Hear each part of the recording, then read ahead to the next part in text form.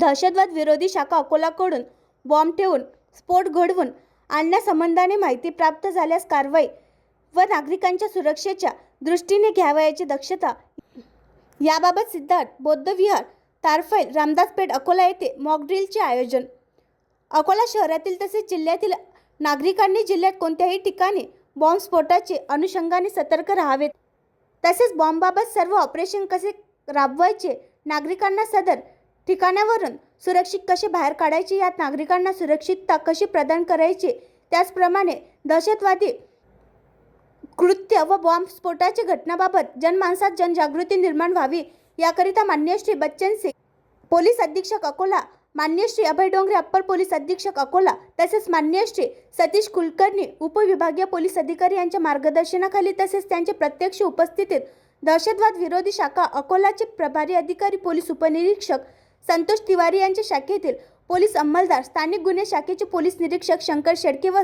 त्यांचे police अंमलदार police निरीक्षक श्री राऊत,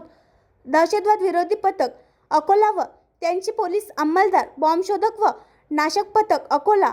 आयकार unit Akola, police मुख्यालय अकोला येथील RCP व QRTचे पथके आणि स्थानिक अकोला शहरातील पोलीस स्टेशनचे प्रभारी अधिकारी व त्यांचे पोलीस अंमलदार यांच्या समन्वयाने दिनांक 11 एप्रिल 2025 रोजी दुपारी 5:30 वाजल्यापासून 6:45 वाजेपर्यंत पोलीस स्टेशन रामदास पेठ अकोल्याच्या हद्दीत सिद्धार्थ बौद्ध विहार तारफैल येथे अज्ञात इस्माने बौद्ध विहारामध्ये बॉम्ब ठेवली असून तो त्या बॉम्बचा सिरियल ब्लास्ट करणार आहे